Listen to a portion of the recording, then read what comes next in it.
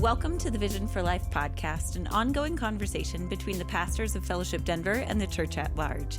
Each week, we talk about life, faith, the Bible, and how to follow Jesus as we go about our daily lives. I'm Autumn, host of the Vision for Life podcast, and Hunter is joining me today, and Michael Goldstein is also joining me. Hunter, just a moment ago, was trying to talk me into letting him do the intro today. So, Hunter, you feel the need for a retake there? There's been so much feedback on what an excellent intro that I do that I feel like I just need to say, hey, I'm gonna let you finish, but I do the best intro. Oh, I feel like that is wholesale made up because I get the feedback. Yeah, that's a class. That's a classic. People are saying. People are saying. And Lots nobody's saying. of people are saying. Lots of people. Yeah, lots of people are saying. That's a good line. I'm here representing them. Representing the people. People's champ. Well, thank you both for joining me today. Today's episode is what we are calling a Vision for Life Reads, in which we discuss an article or book. Hunter, what are we going to be discussing today? We're discussing a book review written by Tim Keller of a book entitled Breaking the Social Media Prism, subtitle How to Make Our Platforms Less Polarizing by Chris Bale. And Dr. Keller's review of this is posted at gospelinlife.com. We'll post a link to that in our show notes.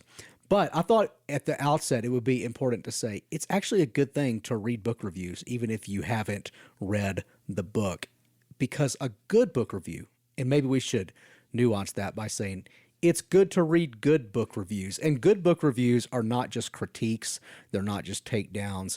Good book reviews summarize a book, and then they interact with some of the major ideas in the book. And really good book reviews, and I think this is one, really good book reviews set those ideas in a larger context. One of my favorite periodicals is the New York Review of Books. And when the New York Review of Books does book reviews, it's just a magazine of book reviews. And when it does book reviews, it usually pairs up 2 or 3 books that are in the same subject. And then the reviewer has enough knowledge of that whole field of work that the reviewer can actually not only summarize these books, but set them in the broader context of the discussion. And so you can actually learn a ton, not just by reading a bunch of books, but by reading book reviews. And this is an example of that. So I wanted to share it with our listeners as a way of saying this is a good book review, and that it summarizes and interacts with the ideas, puts them in a larger context, and it gets to something that's really, really important, which is how we interact with, experience, and are being shaped by social media. We started these sorts of episodes, specifically the Vision for Life Reads episodes, to discuss articles and books because we want to engage in the practice of becoming thoughtful readers and to introduce our listeners to articles and books that we have found to be helpful. And so you're saying good book reviews can help us become good readers. And another practical benefit of good book reviews is you can interact with a lot more ideas without reading all the books. Mm-hmm. So I would guess that Tim Keller reads more books than I do. I think he has just greater capacity for reading books than I have. I asked him that on Twitter once, and he did not respond to me. see there, and he's going to explain in this article his own approach to social media, which includes ignoring people like you. It was a really thoughtful. It was the most thoughtful I've ever been on Twitter. Did you ask Tim Keller, hey, TK, do you read more books than HB? I was like, yo, TK.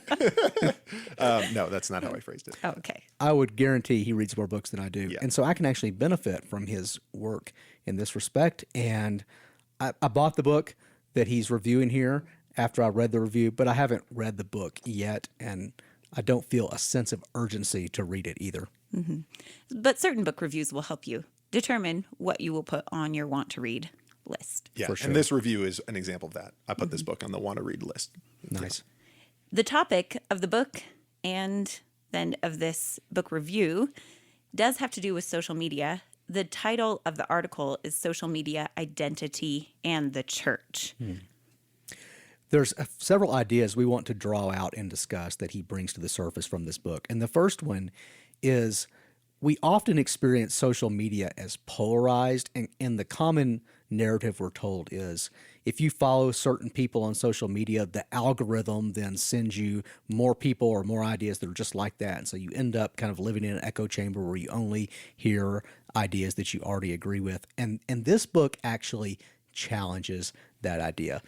He actually says, on social media, you tend to be exposed to a broad range of ideas, and yet we don't necessarily change or modify our views or even construct what we believe about things through social media because we're not primarily there in order to discuss and debate ideas.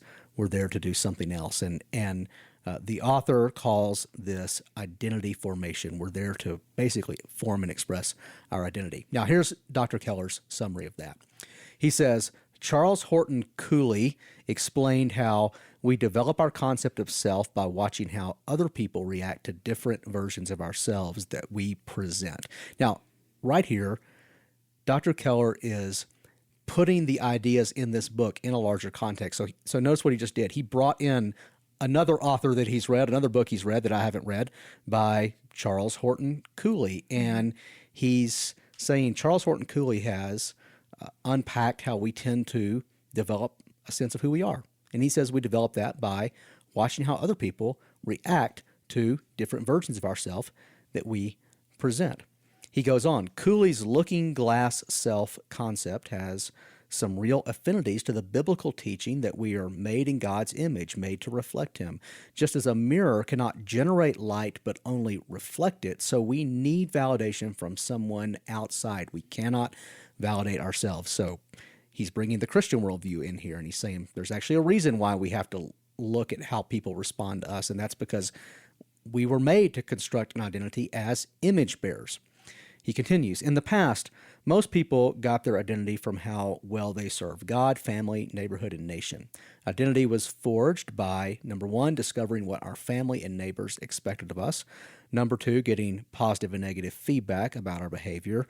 And thirdly, rearranging our lives in accordance with those expectations so we could get regular validation and affirmation from our face-to-face community. That's the ancient, or what has been up until the last couple hundred years, normal human way of forming identity. Now, he continues studying our modern context. But in our mobile, individualistic, therapeutic, technologically driven culture, we have been more and more disembedded from face-to-face communities. And in our increasingly secular society, God and faith no longer serve as means of identity. Our relationships have thinned out and our identities are more fragile. And even though modern therapeutic culture tells us to look inward, so modern therapeutic culture tells us, look within yourself, see what's in there, and express it. So he's saying, even though that's what we're told, because we are made in God's image to reflect something from outside of us, Keller says, to create our own identity and validate ourselves, many leading thinkers, preeminently Charles Taylor, have shown that this is impossible, that we are irreducibly relational beings, meaning we have to look for validation from outside. How then can socially isolated individuals with fragile selves find the affirmation they need? Social media has become the place for us to get control over the presentation of ourselves. You don't have to daily live face-to-face with people to get feedback about the presentation with unprecedented scale and speed, and then to constantly calibrate and curate our identities in order to get affirmation from our chosen community. So the author's thesis in this book is that social media is primarily a place where we go to get feedback and validation from the people we're seeking feedback and validation on for who we are. We construct our sense of self on social media. And that, more than anything, is driving the polarization, not just that we're not interacting with other ideas. So within this first big theme, Dr. Keller is acknowledging, and the book acknowledges, that polarization on social media is a problem. But as they look at the underlying causes for that problem, the author states that echo chambers, or this reinforcement, the algorithms, that answer that we often given as a cause, isn't the primary problem.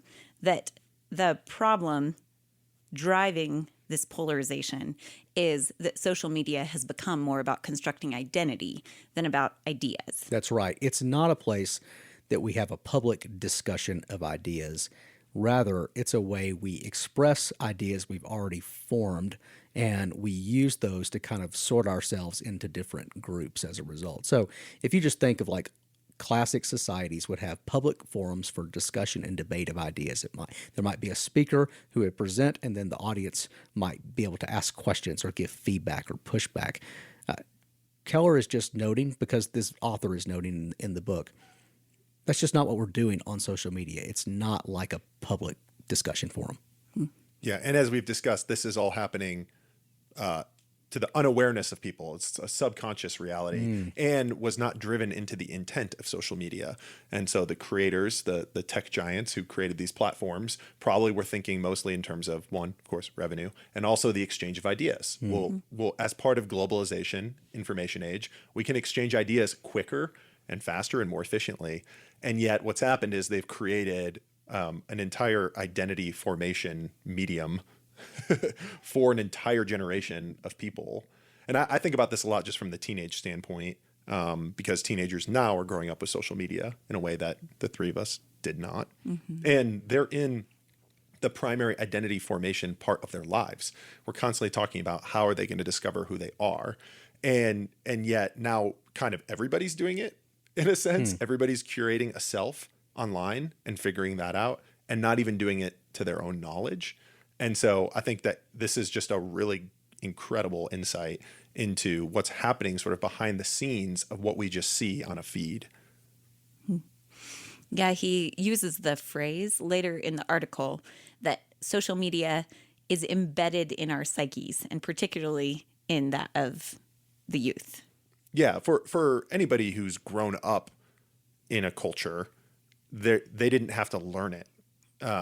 Now, a lot of teenagers, they're not given the keys to Instagram, TikTok, Twitter by their parents wisely. By the way, I'll just add wisely until they're older, but they're aware of it. They know what it's like, and they see it, and they see it happening. And so it's just really fascinating for someone who's already trying to figure out who they are in the world, which is just a part of adolescence.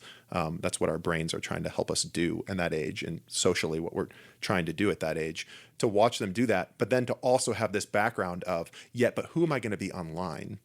And who am I going to interact with online? Who am I going to follow online? That's a natural part of their identity progression. And what you're bringing out, which is really helpful for me, is it forces me to ask a question. And the question sounds something like this. I'm probably used to telling myself that on social media, we're exchanging ideas, especially maybe Twitter, Facebook, those kinds of forums. It's a forum for exchange of ideas. And what this is saying and what you're saying is, no, actually, it's a place for identity formation and expression. And that's primarily how teenagers who are digital natives, they've never known a time when this was not. They especially just intuitively experience it that way. So the question that causes me to ask is then, where are we going to teach people how to interact with ideas, how to listen, how to reflect, how to ask questions, give constructive feedback, form their own opinions?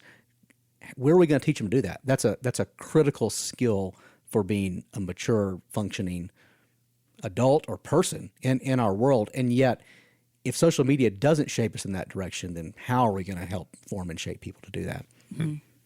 Yeah, and your question, and I don't know if this is what Chris Bale, the author of this book, would get at, but your question sort of implies that we're not going to do it on social media. And maybe we could, yeah, but we have to be intentional about it. Yeah, and we have to know that in the same way that if we're trying to share ideas and process ideas online, that we're also engaging with teenagers identity formation, that they're not just hearing the idea in a vacuum, but they're also picking up on who we are as people. Chris Bale is actually going to suggest, and we'll discuss this later, Chris Bale's actually going to suggest that we can use social media for idea exchange and development, but we have to be really intentional and kind of swim upstream in order to do that. So there's one idea inherent to this first theme and this first part of the way that Chris Bale and then Dr. Keller are setting up this argument. They state that in its current form as social media is commonly used, based on the ideas of these two sociologists that are introduced, Cooley and Taylor, that the reflection, the reflected self that we gain from social media is a poor way to build identity, and it results in fragile selves. So that's the term they use, and that idea is inherent to how then they set up the flow of the book, the article, and their argument. So the question that you read, Hunter, becomes incredibly important. How then can socially isolated individuals with fragile selves find the affirmation they need? And so both of those, you're asking how and where does this take place? Can it take place via social media? Well, maybe. We'll get to that part of the book and the article here in just a moment. But they're identifying part of this problem as that. This is a fragile way to construct an identity. And I think they're going to say that healthy idea exchange can take place on social media. It takes a lot of work, but it can take place. But healthy identity formation cannot take place exclusively or even mainly on social media. It has to be formed in offline, face-to-face, embodied relationships, which then just raises the value of the family, of parents and children, of friendships, of church, these kinds of normal offline relationships. What is the second major theme? The second big theme is that extreme voices are elevated on social media. And Bales actually researched extreme voices statistically, like where do they sit on the spectrum statistically? And here's how Keller summarizes his finding. Bale defines extremists and moderates objectively, meaning he tried to not just put his opinion, like who is the most extreme voice, but he tried to define this objectively and measure it. Sociologists have a pretty good idea of the political and cultural views of the American populace. So when Bale speaks of someone with extreme views, he is looking at the numbers. He means someone in the most conservative or most liberal 5 to 10%. Bale notes that 6% of all Twitter users generate 20% of all tweets. So that's fascinating right there. A fifth of Twitter is driven by 6% of the users. And 70% of all tweets that mention national politics are generated by this 6% of users. And these 6% are mainly from the extremes. So what this is showing us is on Twitter, which is kind of a place where a lot of political opinions get debated. On Twitter, 6% of the users are driving the conversation. They're generating 70% of the political tweets. And they're driving the conversation, and they sit on, statistically, on the left or the right extremes of kind of the American political spectrum. Can I just give a quick note about Twitter too? As a Twitter user, I know it's common for probably a lot of listeners to go like, well, I'm not really on Twitter.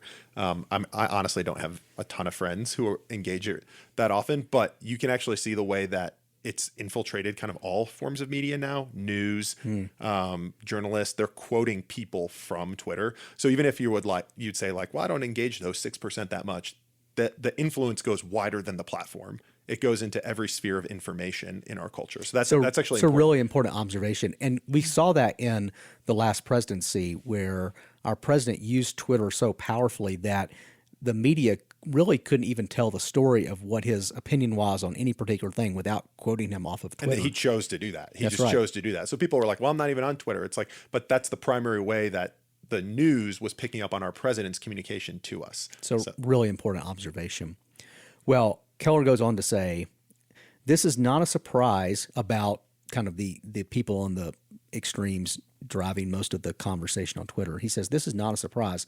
What is illuminating, however, is the research Bale presents about so many of those who take loud and extreme positions on the internet. So Bale has not only said, where do these people sit on the spectrum? He's also researched, like, who are they?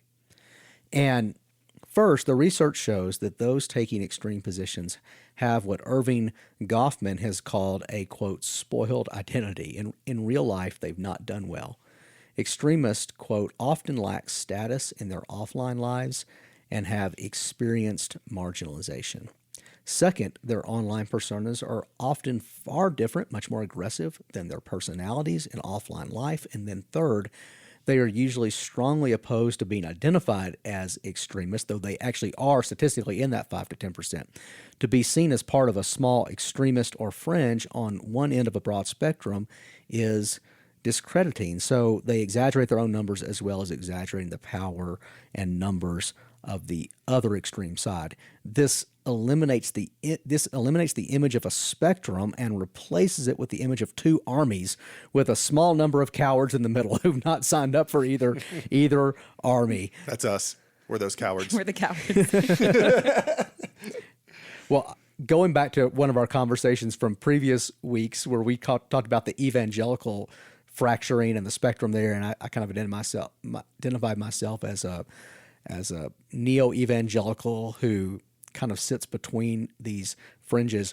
I often essentially get accused of that from my friends on either end of the spectrum.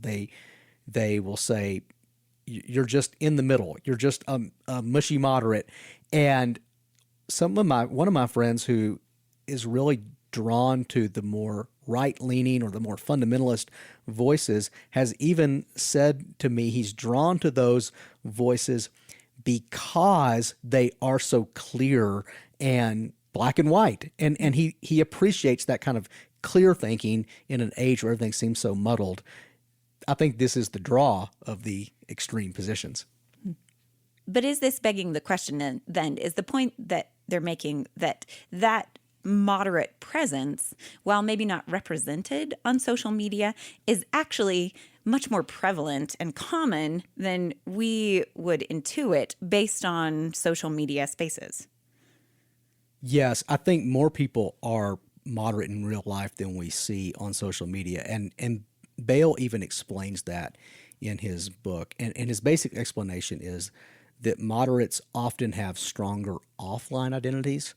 So Keller's summary says this: they have stronger offline identities. They've achieved more success in social status and have more substantial face-to-face community. So they have much to lose on the internet. Meaning, like, if I post something extreme on the internet, my real life face-to-face friends might see that, and I could lose out on real relationships. So moderates even tend to be more moderate in how they engage on social media because they're really not just thinking about the impact it's having on social media, but they're thinking about their real life friendships and relationships.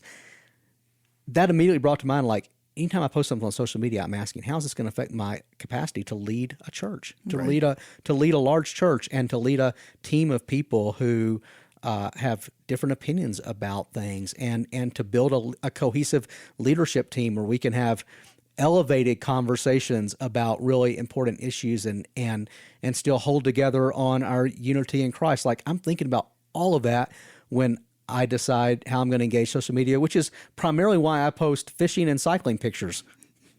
You're a lot more thoughtful. You think about all that before you post. I'm like, will this make my friends laugh? That's what I think about before I post. And maybe it's a great question. Maybe I need a few more filters. It's a great question. Michael, there's a version of me that was probably 10 years younger that just asked the very same thing. Yeah. So I've really only grown into this in the last couple of minutes. Well, I'll say too, just in terms of wisdom of posting, and this is fascinating just from Bale's perspective about, I mean, you're almost saying like the fragile self that we've talked about earlier, the person who looks to curate their self-identity, whether or not they're looking for it or not, but they're doing it online, tends to be more of an extreme person, an extreme viewpoint politically and culturally. And so the moderates tend to be more quiet because they have a more secure self-identity in terms of their community. Maybe they're more attached to society in in-person relationships. So there's almost like this weird accountability for moderates in that you were talking about. And I talked to a teenager the other day who said, out of his own free will, I don't want to get Twitter yet because I'm afraid that I'll say something when I'm young and it'll seem normal to me, but in 20 years, I'll get canceled for it. And he was kind of joking, but I think he was also kind of serious. I was like, man, that is wisdom But what does he have? I mean, he has a secure self-identity. He has a great family. He has good friends, a good school. He has mentors in his life. And that's led him to the realization of like, I don't want to fall into this extreme trap. I don't want to mess around in it. I do want to nuance what this is saying just a little bit. And the nuance sounds something like this. I could read this and think, okay, so moderate voices aren't very socially competent. They don't lead big things. They don't have big offline lives. And I actually know leaders who do have a lot of leadership, and they lead large communities, and they lead those large communities. Maybe it be a large church, or they have a large readership to their work. They lead fairly large communities, and they lead them very effectively, and they have a lot of offline relationships, and yet they still sit on what he would probably say statistically is one of these edges. And we need to account for that. And I think the way I at least account for that in my mind is that the communities they lead tend to primarily be comprised of people who also are attracted to those polar types of positions. So their offline world, which is sometimes very successful, their offline world mirrors their online persona in that sense. I'm a leader who's trying to lead a community that has a little bit broader reach than just the fringes. You know, I'm trying to lead a community of people who and leave room for some disagreement while there is centrality and agreement on the most important thing. So that affects then how I lead and how I interact online. But I do think there's people who they're really not trying to do that in real life. They're actually satisfied, and they would even say it's right to lead in the way that they're leading. And so it's easier for them to have maybe more extreme positions online. Yeah. And that's fascinating. I don't know about you, but when I first got wise to this reality that the minority voices have the loudest platforms online, I actually found it like encouraging and relieving. Because it's tempting to just go like, man, look at how divided we are as a culture. Look at how fractured we are. Everybody's tribal, everybody. And it was like, that's actually more what Bale is saying is that's more of an illusion. More people are like we would say we are, I think, which is moderate. Like we hold things in tension. We are not overly far to the left or to the right or whatever. But the question that this leaves me with is because there's a greater sense that people have that we are divided, that we are fractured or polarized, and because the temptation for an extreme view is to rope in a moderate, are moderates in real life becoming more extreme because of those loud voices on I think the they feel internet? a lot of pressure too. And I think what I would say to those who identify as moderates is you actually need to be clear on what you are dogmatic about. Like I'm dogmatic about the gospel and I'm dogmatic about Christian orthodoxy. I'm dogmatic about it. I'm unbending on that. I'll draw lines. Previous podcasts I've talked about like I'm comfortable saying this factually is and this factually is not Christianity. So that's where I kind of want to be really clear about that, and I want to know what I'm dogmatically committed to because I think it's right. That then allows me to hold some other things more as secondary positions that I'm not quite as rigidly committed to, or at least I'm not committed to defending them in the same way that I'm committed to defending orthodoxy. Yeah, that's a great example from your perspective, but you're like a super healthy, differentiated individual.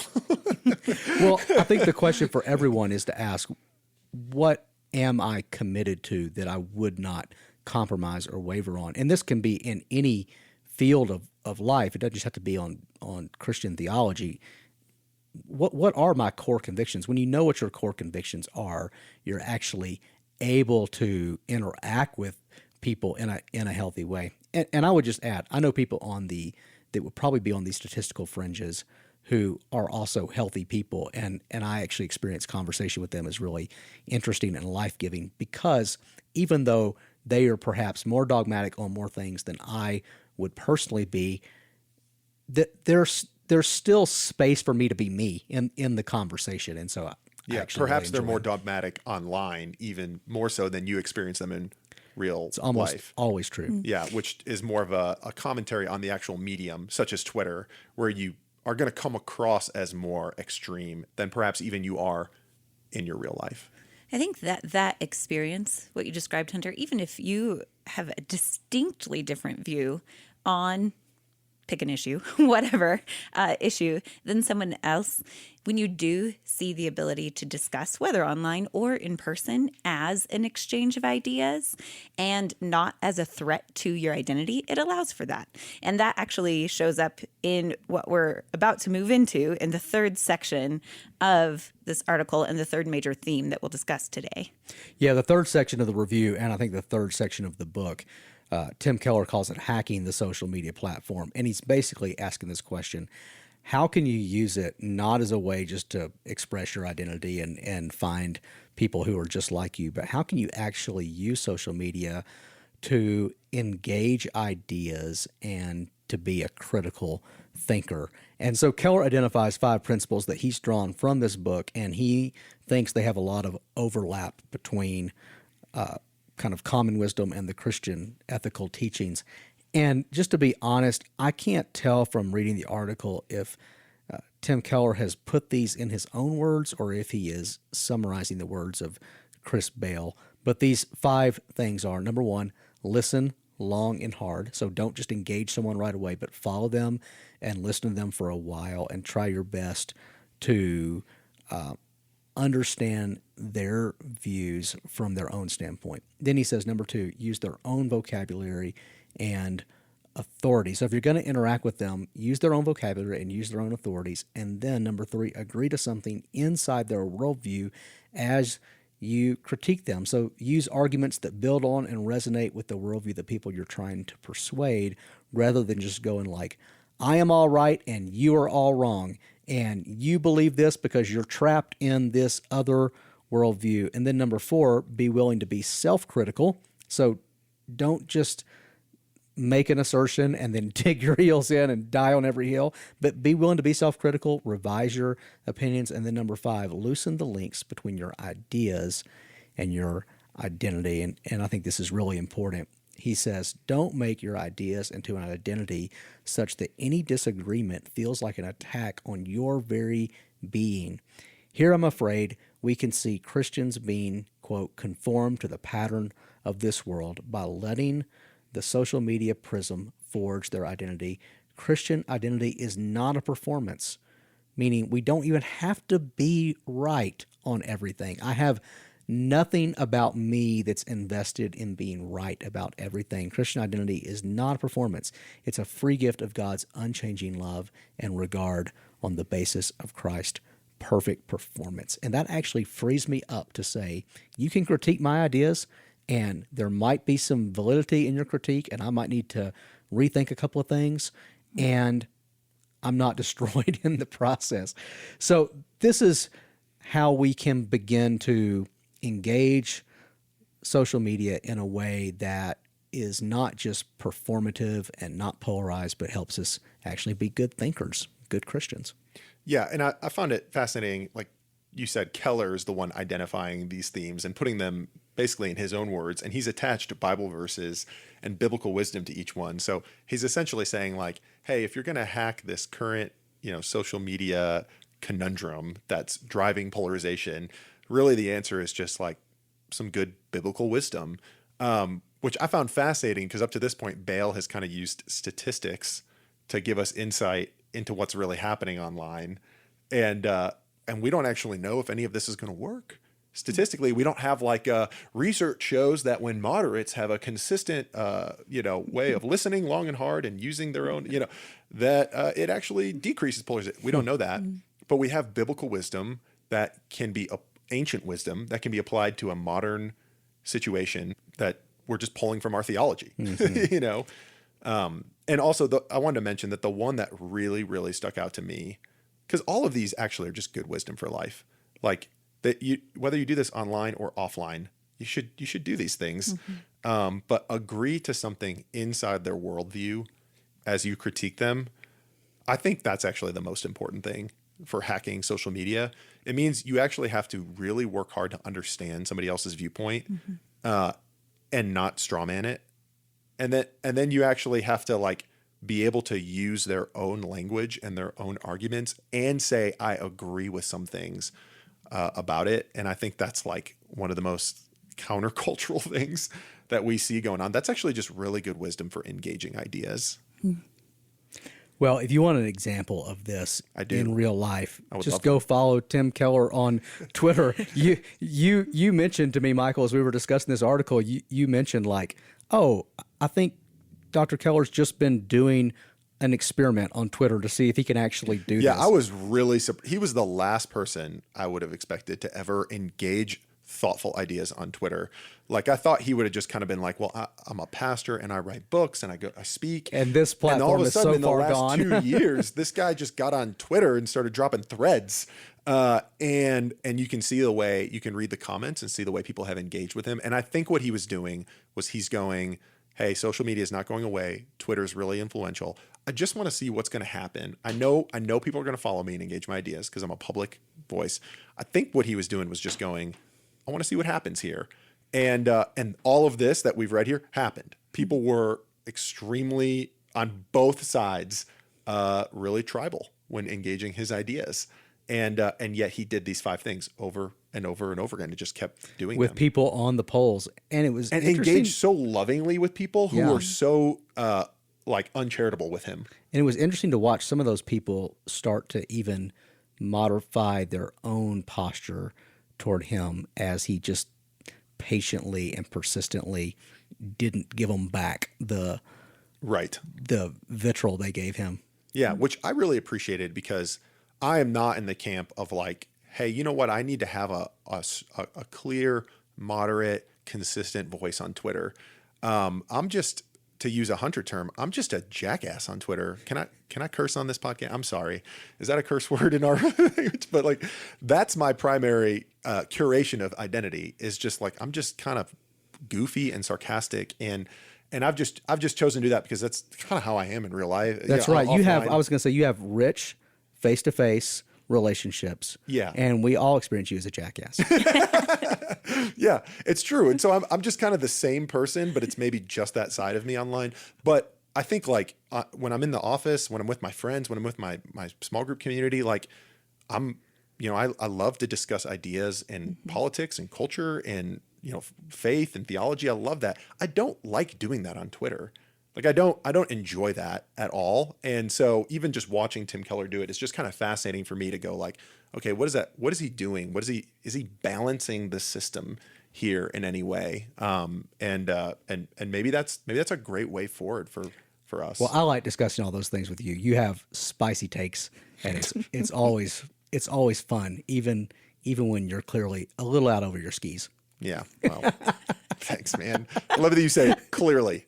You're clearly out over your skis. Clearly a little. Yeah, clearly You're just getting a glimpse into our office. If it makes you feel any right better, now. at least I know that I am being too. But that's my job. Just push everybody a little bit down that ski slope. It's interesting, though. That is interesting because where Dr. Keller lands this article is actually an encouragement to Christians that as a part of a full, loving display of the gospel, so as a part of our public witness, he is actually giving a gentle admonition to consider your online presence and be willing to exercise these 5 things as you participate in various social media platforms. He asks, could at least some Christians be known for their love on the internet? And could they take part in the rebuilding of new spaces of public discourse in which we can present our faith confidently and listen to our critics carefully and humbly at the same time? And then he says, yes, we could. But will we? But will we? Also, I just want to say, like, I know I've mentioned teenagers several times. I think that may have been why I was invited to speak on this. I'm the least smart person in the room, at least with a microphone right now. So, but I think about this a lot in terms of discipleship with teenagers, of how to engage them if they're online. There's tons of swirling opinions in the youth ministry world. But I just want to say, I believe really firmly in this, whether it's ministry to teenagers or not. I think this is everything that we're talking about here is an incredible apologetic for the church. I think makes the church incredibly attractive is that we offer a community where people interact regularly with one another, founded in an objective truth and historical faith, that we're not just being, pushed and pulled by extreme viewpoints online. And we offer an offline experience where people sit together and discuss beautiful ancient wisdom in Scripture. I think could be one of the most attractive things about the church in our culture today. And one of the things that actually gives me the most confidence in my faith, that when I see the internet kind of going crazier and crazier, and I see people I know posting things that I'm like, you don't even believe, that's absurd, that I'm just grounded in an ancient, objective, historical faith with people in my life that help form my identity in really healthy and life-giving ways. So I just think it's like, I'm just encouraged by the church in this. I think that for teenagers as well. Well, you're really speaking to the value of developing rich relationships. And I use that term developing. We have to work on it, developing rich in-person relationships. And it's even more important in a world that is being driven by what's happening online. And there's a lot of sense in which what we experience in real life is affected by what's happening online, because online is part of real life. It's part of real life. It is real life, yes. But in order to survive and thrive in this kind of digital world that we live in today, we have to have good, healthy, offline, embodied, face-to-face relationships. And I agree with you. I think it's one of the biggest ways the church is going to have to disciple people in the next generation if we're going to look anything like salt and light in the world. Michael, Hunter, thank you for joining me on the podcast today, for discussing this article. If you have questions about today's episode or questions about anything that we've discussed, something you would like to hear addressed in a Q&R episode, send your questions and comments to podcast@fellowshipdenver.org. If you'd like to weigh in on the ongoing competition between Hunter as the best introer or Autumn as the best introer, you can send that to podcast@fellowshipdenver.org as well. Thanks for joining us on the Vision for Life podcast. Thanks to Adam Englund for our theme music and to our producer, Jesse Cowan.